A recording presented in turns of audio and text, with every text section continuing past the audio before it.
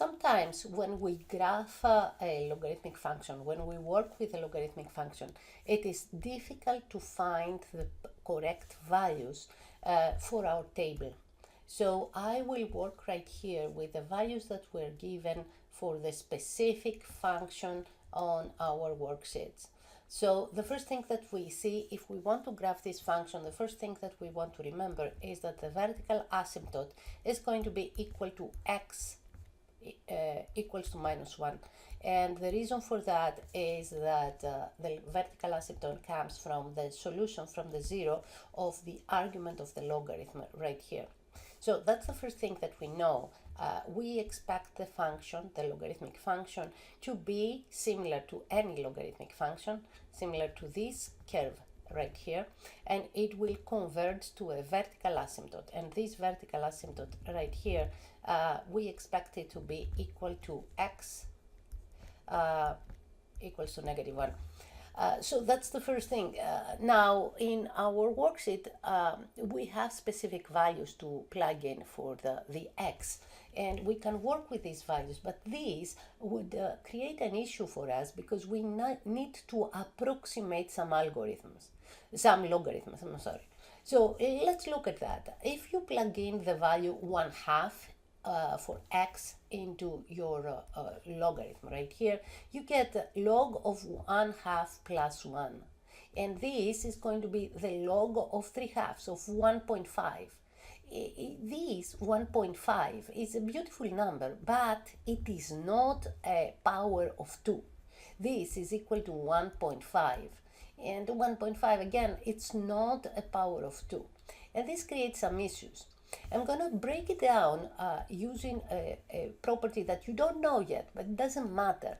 And I can tell you, think about me as the oracle, that I can tell you that this logarithm is going to be equal to the logarithm of 3 with base 2 minus the logarithm of 2 with base 2. Okay, so the logarithm of 2 with base 2, this logarithm right here, is going to be equal to 1. We know that. But what about the logarithm of 3 with base 2? Now, if we plug in same values right here, the values that were given to us for the x, again, in different rows of this table, we get strange logarithms. So, logarithm of 3 with base 2, logarithm of 5 with base 2, logarithm of 9 with base 2. And this creates an issue for us. And the issue is created because none of those numbers right here is a perfect power of 2. How do we approximate those numbers? That's the issue. How do we know what is the logarithm of 3 with base 2 is? Well, I can show you a relation of numbers and logarithms. So we know, let's put down on the line of real numbers the numbers that are equal to the perfect squares or to the perfect powers of 2. 2 to the 0 is 1, 2 to the first is 2, 2 to the second is 4. Well, as you can see right here, we are missing the number 3 because 3 is not a perfect power of 2. Well, it's not a perfect power of 2, but there will be some kind of rational number up here that if you set 2 to that rational number, to a fraction, then the logarithm will be equal to 3.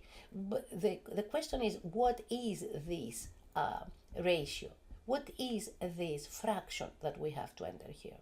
Same way, 5 is not a perfect square, 6, 7 is not a perfect square. And when we get to 8, that is a perfect power of 2, 2 to the third, then we know that the logarithm of 8 is 3. Now, then if you look at the corresponding logarithms, you see the following. The logarithm of 8 is 3, right here. The logarithm of 4 is 2. The logarithm of 2 is 1. The logarithm of 1 is 0. Now, if you look at those numbers, you will get again the line of real numbers, and there is a relation as you move on, you can imagine that as I continue with my numbers, I will be able to get some kind of, let's say, correspondence of the numbers right here. So if the logarithm of 4 is equal to 2 and the logarithm of 2 right here is equal to 1, then the logarithm of 3, that is this one, must be somewhere between 1 and 2. I don't know exactly what the number is. I can tell you what the number is. You can calculate it, and the number is this. Right here, 1.58. If you have a calculator, you can calculate it. If you don't have a calculator, it's going to be an issue. But the truth is that you can approximate that your number will be somewhere at 1.5. You may not be exact, but you have an idea of where the number will fall. So log of 5 with base 2 will be somewhere here. Log of 6 will be somewhere here. Log of 7 will be somewhere here. And the distance between 2 and 3, if you split it into 4 pieces, as you can see right here, then this must be around 2.25. This must be around 2.5. This, that is the log of 7 with base 2, must be around 2.75. So the whole point is that you can find some relations of where to expect your points. You can approximate the logarithms. That's the whole point here. So when you work with these type of numbers, you will not know exact numbers, but you should be able to approximate them with the following method. So for example, if I want to calculate the log with base 5, let's say of 26, I know that the log with base 5 of 25 is 2.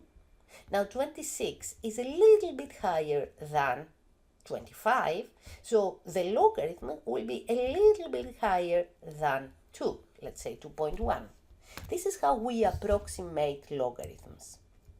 So in order to solve this problem and to graph this initial function that I have right here,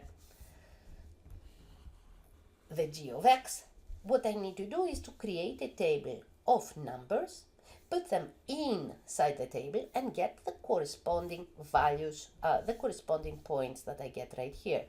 The point that I have, the first point that I have is 1/2, comma negative 1.5. The next point is 1, comma negative 1. The next point is 2, comma negative 0.5. I would like you though to review and see how I have approximated the log of 3, for example, to be around 1/2. Why? Because the log of 2 is 1. The log of 4 is 2. 3 is between 2 and 4, so this means that the log will be between the two logs, that is 1 and 2, so around 1.5. In the same way, log of 5 is between log of 4, that is 2, and log of 8, that is 3. And it is closer to 4, so the number will be around 2.2 or 2.25. This is how I approximated the numbers that I have, and you can and you should try to work on those numbers yourself.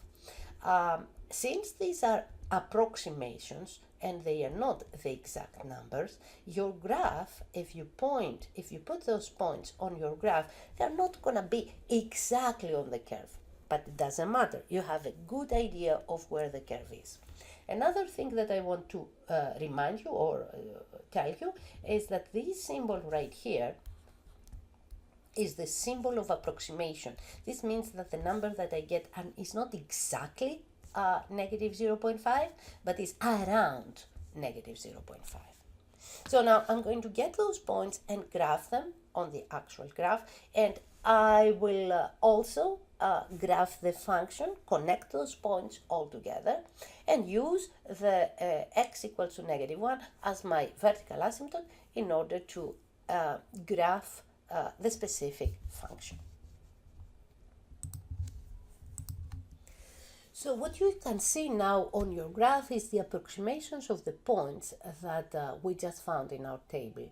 And we can observe that those points seem to be on the same curve, maybe a little bit moved around, maybe these points should be a little bit higher, so our approximation is not correct. Maybe we should put here another 5 and it goes a little bit higher. But pretty much the approximations are good and they give you a good idea of where the points are. Now, looking back to our function, we will go ahead and graph this function here. And this is going to be log with base 2 of x plus 1 minus 2. You can see that pretty much the points are in a good shape. We have all those points. And also, the vertical asymptote that we had, x equals to -1, is the vertical asymptote where the graph that we have converges to. Okay, so that's the graph of the function that we just given, log with base 2 of x plus 1 minus